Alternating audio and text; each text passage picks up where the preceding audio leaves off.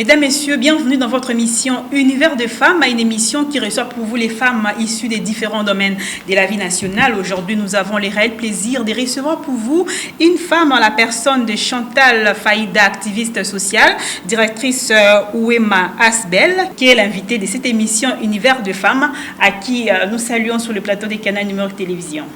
Merci beaucoup. Bonjour Mira. Bonjour madame. Parlez-nous un peu de votre parcours. Chantal Faïda. Merci beaucoup, merci de l'opportunité. Je suis Chantal Faïda, 30 ans, activiste sociale et directrice nationale de Ouema Asbel, qui est une œuvre de bienfaisance pour les enfants et femmes défavorisés en province du Nord Kivu et partout ailleurs en RDC. Également, je suis candidate non élue aux élections du 30 décembre 2018 au niveau provincial, la province du Nord Kivu. Et donc, je suis en train de me préparer pour les prochaines séances de 2023.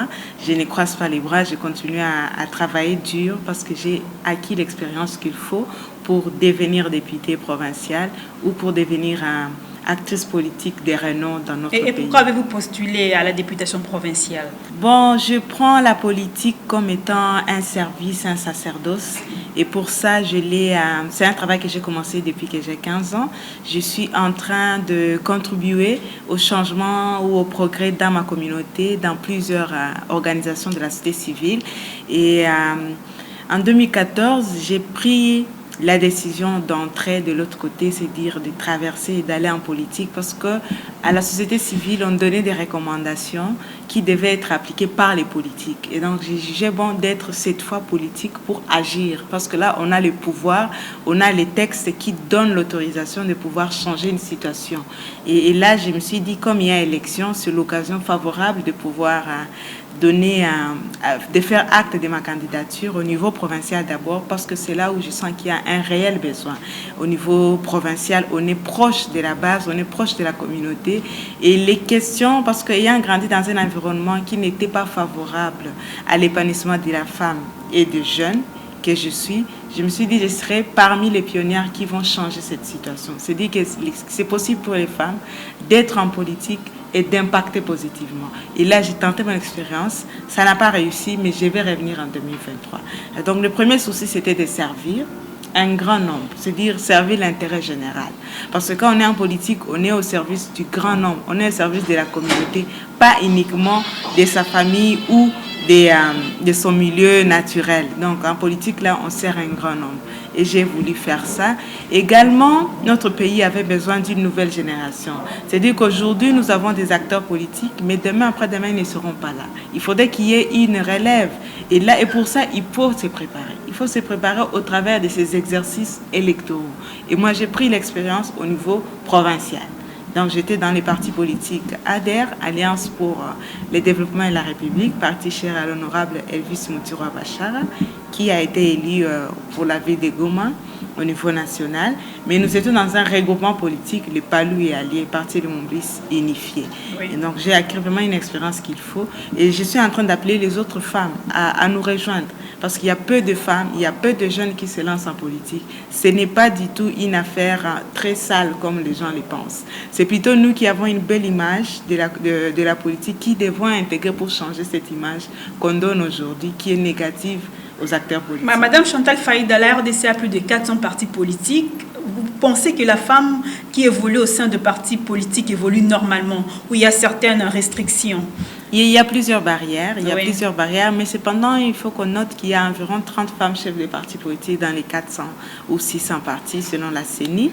Alors, c'est dire que les femmes, ça vient petit à petit, mais elles occupent des postes qui ne sont pas des postes clés dans des partis politiques. Pourquoi? C'est quoi la cause? C'est quoi la raison? Elles sont présentes. Il y a plusieurs facteurs. Les premiers facteurs, comme je l'ai dit, les femmes ont une image négative de la politique. On pense qu'en étant en politique, on se salit les mains, alors que c'est tout le contraire.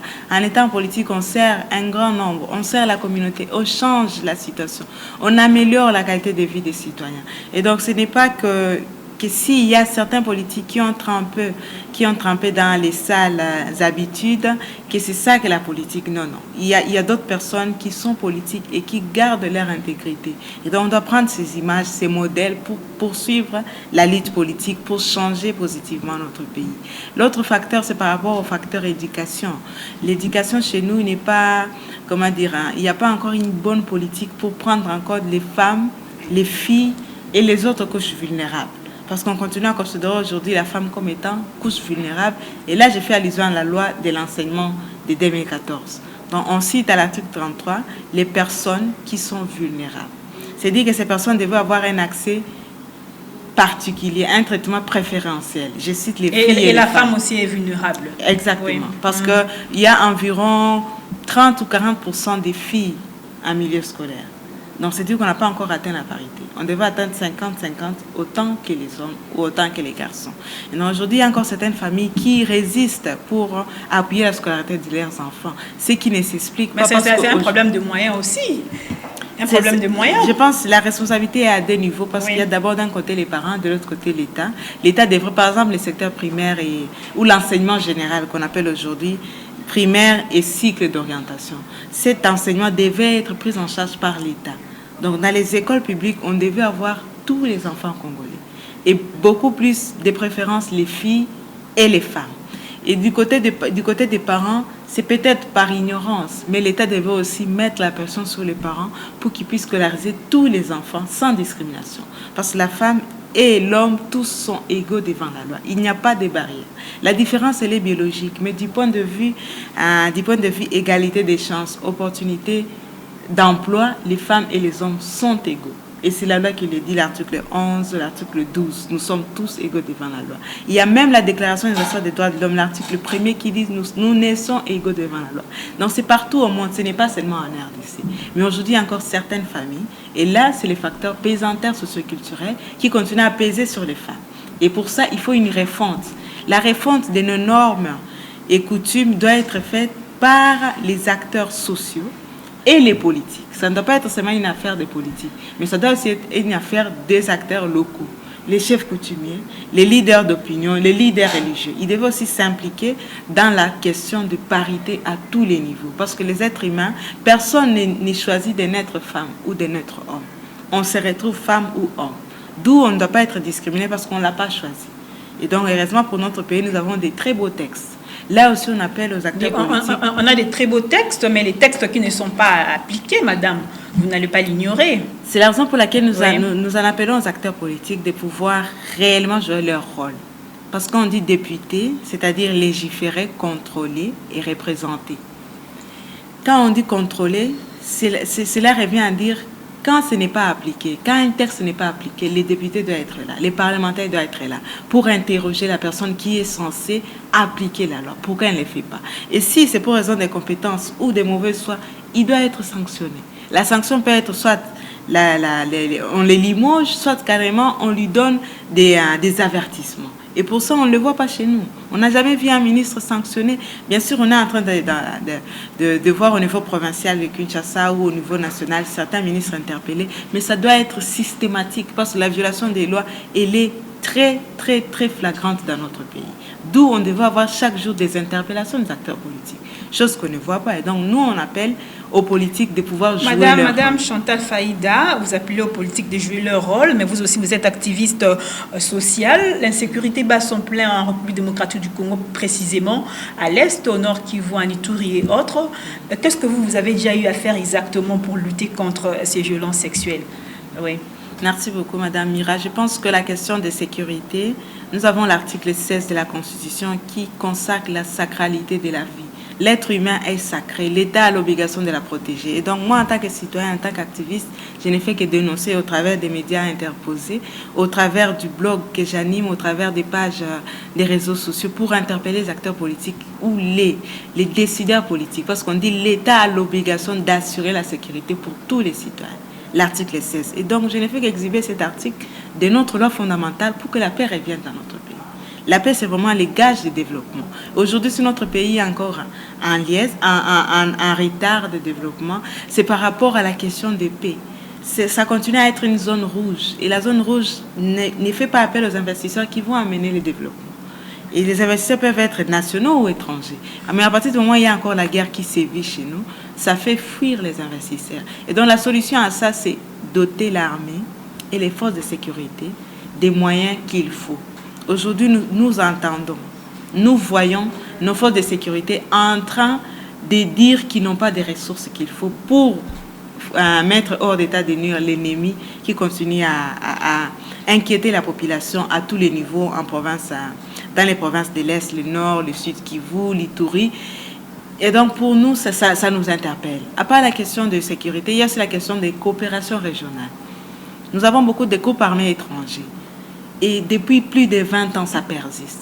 Pourquoi on n'a jamais pris langue, on n'a jamais pris une décision ou respecté les accords signés au niveau de la sous-région pour qu'il y ait respect des frontières, pour qu'il y ait une coopération une coopération des services d'intelligence pour dire s'il y a un groupe armé qui sévit chez nous, voici comment vous allez les traiter. Vous les extradez chez nous pour qu'ils soient jugés, transférés, qu'ils soient sanctionnés ou traduits en justice chez nous parce que la loi nous autorise de juger les citoyens qui se sont mal comportés dans un autre pays.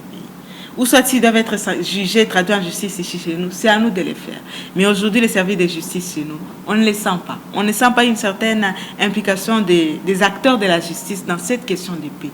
Et donc, c'est une affaire qui doit intéresser tout le monde, surtout pour la question des Béni. On a enregistré, depuis 2014, plus de 2000 morts, des massacres au quotidien. Il y a même la société civile qui a sorti une lettre verte en disant qu'il y a environ 2 personnes qui meurent chaque jour dans la région de Béni. Ouais. Si on essaie de faire les calculs. Et donc, ça devait être de tous les Congolais. Aujourd'hui, on ne doit pas laisser ça aux politiques. Et vous pensez que ce n'est pas une priorité du nouveau chef de l'État, Félix-Antoine Tshisekedi Tshilombo, de lutter contre l'insécurité qui bat son plein en République démocratique du Congo?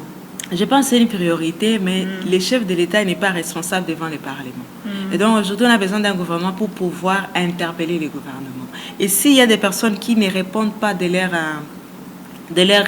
attribution, de leur obligation comme il se doit, ils doivent être changés. Mais aujourd'hui, comme le gouvernement est démissionnaire, on ne laisse pas faire ce travail-là. Et donc, du coup, il y a des personnes qui continuent à mourir parce qu'il y a le gouvernement qui traîne. Et on peut dire qu'il y a un gouvernement par intérim, mais on ne sent pas la volonté, on ne sent pas la force publique. Parce que l'armée a le monopole de la violence, notre FARDC. Nos forces loyalistes ont le monopole de la violence. Mais aujourd'hui, on ne sait pas demander des comptes aux autorités des forces de sécurité pour dire qu'est-ce qui ne va pas. Pourquoi on ne parvient pas à dénicher l'ennemi avant qu'il ne puisse opérer des massacres ou des tueries. Pour ça, on ne sait pas comprendre pourquoi ça traîne. Il y a même les acteurs politiques de Béni qui disent que les forces armées ont été, infiltrées. L'armée étrangère ou les groupes ADF qui continuent à insécuriser la population mais selon les différents rapports des Nations Unies, lorsque les Nations Unies publient ces rapports, l'armée congolaise aussi est aussi aux hauteurs de l'insécurité qui bat son plein en République démocratique du Congo.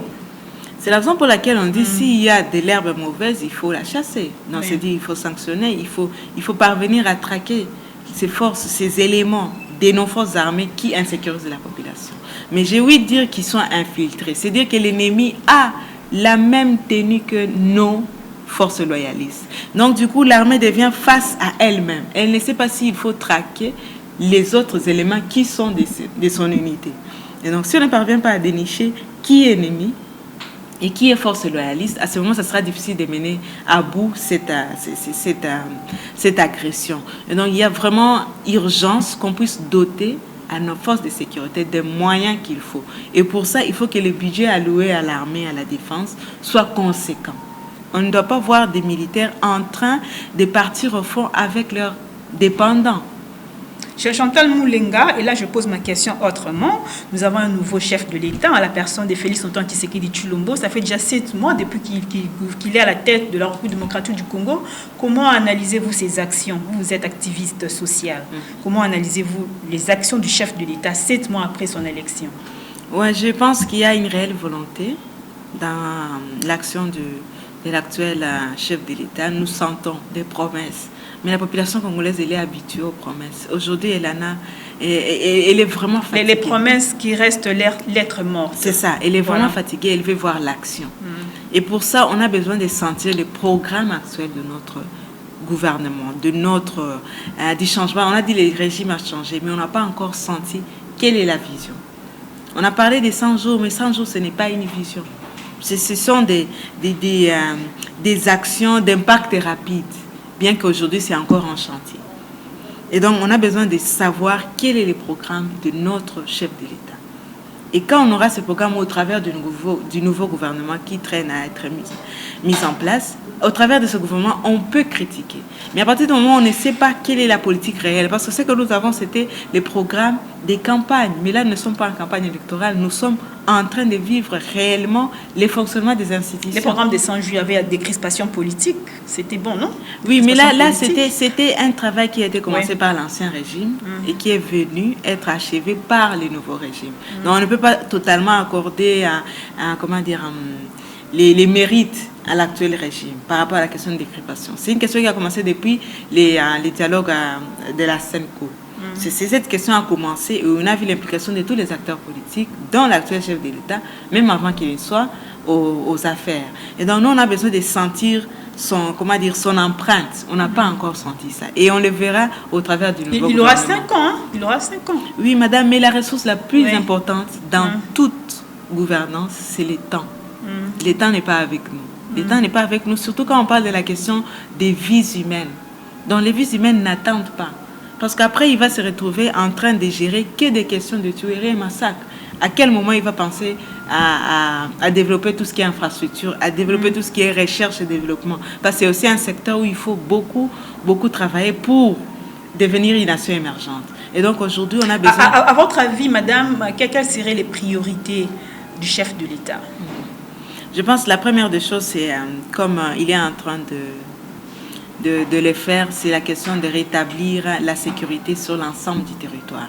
Et donc pour le Nord Kivu, une province que j'étudie beaucoup, il y a encore près de 20% du territoire qui n'est pas contrôlé par nos forces armées. Vous comprenez que nous avons des États dans notre État. Et c'est très grave. C'est-à-dire qu'il n'est pas chef d'État dans certaines entités de notre pays. Il y a des groupes armés qui font la loi, qui font payer des taxes. C'est très grave. On ne peut pas demeurer à Kinshasa croyant qu'on est en train de gérer alors qu'il y a des coins où on n'a pas le pouvoir. C'est très grave. Donc ça devait être la priorité des priorités. Voir l'autorité de l'État partout. C'est-à-dire que voir les drapeaux nationaux flotter sur chaque territoire congolais. Et aujourd'hui, ce n'est pas le cas pour la province du Nord Kivu et les autres provinces de l'Est de la RDC. Donc ça doit être la priorité des priorités. L'autre priorité, c'est par rapport à la question éducative. Il y a encore une grande majorité de la population, environ 30%, qui est exclue du système éducatif pour plusieurs raisons. Non seulement il n'y a pas d'infrastructure scolaire, mais aussi il y a des infrastructures scolaires, mais les enseignants ne sont pas payés. Donc du coup, les enseignants, ils vont demander l'argent, les moyens de fonctionnement auprès des parents. Les parents n'ont pas d'emploi, parce que là, c'est aussi notre priorité, l'emploi. Et bientôt, déjà, c'est la rentrée scolaire. La gratuité de l'enseignement primaire n'est pas toujours effective, madame. Si l'on en croit certaines analyses, il faut 2 milliards de dollars pour que nous ayons la gratuité dans notre pays. Alors que nous connaissons que déjà notre budget à lui seul est de 4 milliards. Donc c'est difficile qu'on puisse consacrer 50% du budget à la question éducative. Parce que la norme, les standards exigent que ce soit 22% du budget qui est alloué au secteur éducatif. Et donc aujourd'hui, je suis de ceux qui pensent que ça ne sera pas possible cette année. C'est la raison pour laquelle je suis directrice de Ouema ASBL et nous appuyons la scolarité des enfants démunis. Nous appelons tous les Congolais parce que c'est de la responsabilité de chaque Congolais d'assister son compatriote. Et là, je fais référence à l'article 66 de notre Constitution qui parle de la solidarité nationale. Ça doit être une affaire de tout le monde. C'est ainsi qu'au travers de notre page Facebook Ouema ASBL, nous appelons chaque Congolais de mettre dans les paniers de solidarité pour que nous puissions appuyer la scolarité des enfants démunis. Que ce soit à Kinshasa ou ailleurs, mais cette année, nous avons commencé depuis 2012. Cette année, nous élargissons notre rayon d'action vers Béni. Et donc, on a commencé à Goma, mais on va aussi aller à Béni pour pouvoir lever des fonds et ramener tous les enfants congolais à l'école. Parce que ce n'est pas évident, cette gratuité totale. C'est-à-dire que les parents doivent uniquement envoyer les enfants à l'école. L'uniforme, les fournitures, l'enseignement devraient être pris en charge par l'État. C'est ça qui dit la loi. Pour les niveaux primaires et cycle d'orientation. Mais pour le niveau des humanités et universités, c'est de la responsabilité des parents. Mais aujourd'hui, on n'a pas ces ressources-là. Donc, on ne doit pas se leurrer que cette année, on aura cette gratuité. On peut avoir un premier pas. Et ça, c'est le vœu de tous parents.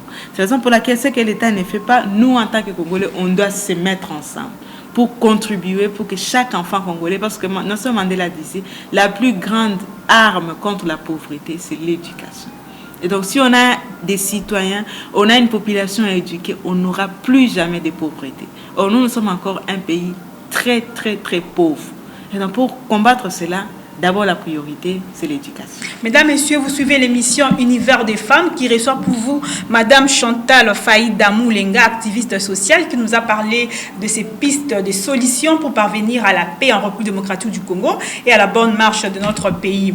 Madame Chantal Faïda, on aura bientôt un nouveau gouvernement, un gouvernement qui sera composé de 65 ministres, dont 42 du côté du FCC et 23 du côté du CACH. Pensez-vous que la femme sera vraiment représentée dans ces nouveaux gouvernements? C'est notre souci que la femme soit représentée à 50% comme les hommes, parce que les femmes ont les mêmes capacités. On a dit que la différence elle est biologique, mais du point de vue compétences, elles sont capables autant que les hommes. Mais aujourd'hui, nous avons vu au travers des publications de gouvernements provinciaux qu'il y a vraiment une violation grave des droits humains ou des textes légaux. L'article 14 de notre Constitution, ou la loi de 2015 consacrant la parité dans toutes les institutions, a été foulée aux pieds. C'est-à-dire que dans les gouvernements provinciaux, on n'a pas vu même 30% de représentation. Donc, on a vu certains gouvernements provinciaux où on a créé des commissions près les gouvernements provinciaux. Donc, ce n'est pas légal, en fait. Parce qu'on a dit que chaque gouvernement provincial doit avoir 10 ministères. Et donc, on a créé ce secrétariat du gouvernement pour insérer les noms des femmes. Et donc pour ça, on est vraiment déçus en tant que leader et activiste pour le respect des droits des femmes. Mais on espère qu'au travers du gouvernement national, parce que là, ça va donner la ligne à suivre, la ligne de conduite pour tous les autres secteurs, on aura la représentativité qu'il faut. Donc on aura 65 membres, on est en train de solliciter, on est en train d'exiger, pas solliciter, je corrige, qu'il y ait au moins 20 femmes dans les 65 pour qu'on ait les 30%. Et donc, d'abord, on l'a vu au niveau du cabinet du chef de l'État, plus de 65 conseillers, 18 femmes. C'est déjà une violation grave parce qu'on n'a pas atteint même les 30%. Et le chef de l'État était au courant de cette violation, il a promis d'échanger. Mais pour ce qui concerne la nomination au niveau du gouvernement, ce n'est pas une affaire du chef de l'État parce que lui n'aura que 23 membres et les FCC auront 42. Donc, je lance un appel. Et FDC Ali aussi veut aussi prendre part à ce nouveau gouvernement. Là, c'est un autre débat. Ça pose encore un problème pour la représentativité de la femme, madame. Non, je pense qu'il y a beaucoup de femmes. Nous avons 500 députés, il y a environ 50 femmes qui sont au Parlement, ce qui est moins de 30%. Donc, c'est environ 10% de représentativité au niveau du Parlement. C'est vraiment... Là, c'est la responsabilité de tous les Congolais. Parce que les élections, c'était des élections directes. C'était la question où il y avait des femmes candidates, nombreuses. Mais pourquoi ils n'ont pas été élus suffisamment comme les autres? Là, c'est la question. Oui, c'est la question qu'on doit se poser. C'est la raison pour laquelle Est-ce que ce n'est pas par incompétence que ces femmes n'ont pas été votées, madame? Je ne pense pas. Je ne pense pas. Parce qu'il faut parler des compétences, on ne doit pas interroger seulement les femmes. On doit interroger et les hommes et les femmes. Donc, l'incompétence n'est pas un attribut. Mais pourquoi la parité n'est pas effective, madame? C'est la raison pour laquelle j'ai dit qu'il y a des normes sociales rétrogrades qui sont encore d'application dans notre pays.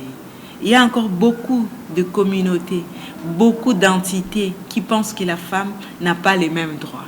Et là, c'est le rôle de l'État, au travers de l'instrument juridique, les textes légaux, de pouvoir changer ces normes-là, pour dire que la loi garantit tous les droits, l'égalité des chances. C'est-à-dire à toutes les instances, on doit voir l'homme et la femme. Ce n'est pas une faveur, c'est un droit. Et pour ça, nous, en tant que... Et ces femmes aussi doivent le mériter. Autant que les hommes doivent mériter. Ce n'est pas un gâteau, ils doivent le mériter. Pour les hommes aussi. Oui, autant que les hommes doivent mériter. Mais pour les hommes, on ne pose pas cette question. Pour les hommes, on ne pose pas cette question. On voit les hommes nommés. On interroge leur background, leur CV. On n'interroge pas. Pour l'homme, il y a cette prétention d'intelligence, mais pour la femme, on exige. Non, c'est une discrimination très grave. On ne doit pas l'imposer seulement aux femmes. Ça doit être pour tout le monde.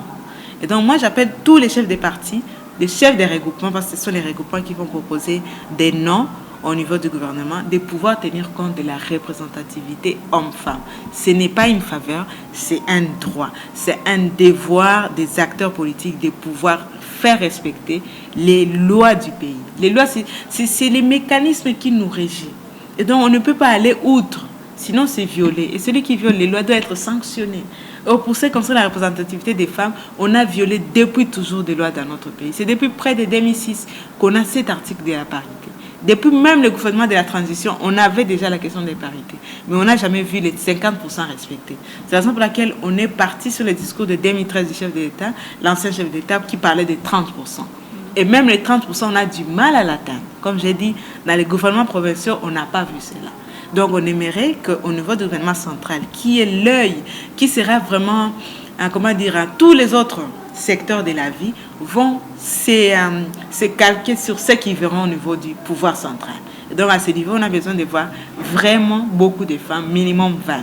Sinon, ça sera encore une violation. Et nous, en tant que défenseurs de droits de femmes, nous allons encore nous lever pour exiger le respect des textes. Et quelles sont vos ambitions, Madame Chantal Faïda, vos ambitions d'avenir? Bon, les ambitions sont de plusieurs ordres. Comme j'ai dit, je suis d'abord activiste et sociale. Nous avons vraiment le souci de voir la question éducative être une priorité dans notre pays. C'est la raison pour laquelle nous appelons tous les téléspectateurs qui nous suivent de nous joindre dans cette campagne de soutien scolaire aux enfants congolais. Au travers de notre page Facebook WEMA, ils verront toutes les coordonnées pour pouvoir appuyer la scolarité des enfants démunis. Et quand nous aurons l'éducation assurée pour tous les enfants congolais, nous allons maintenir notre combat pour le respect des textes légaux en matière de droits des femmes. Il n'y a pas que la question politique, il y a aussi la question économique. Aujourd'hui, on dit que 70% des pauvres dans le monde sont des femmes.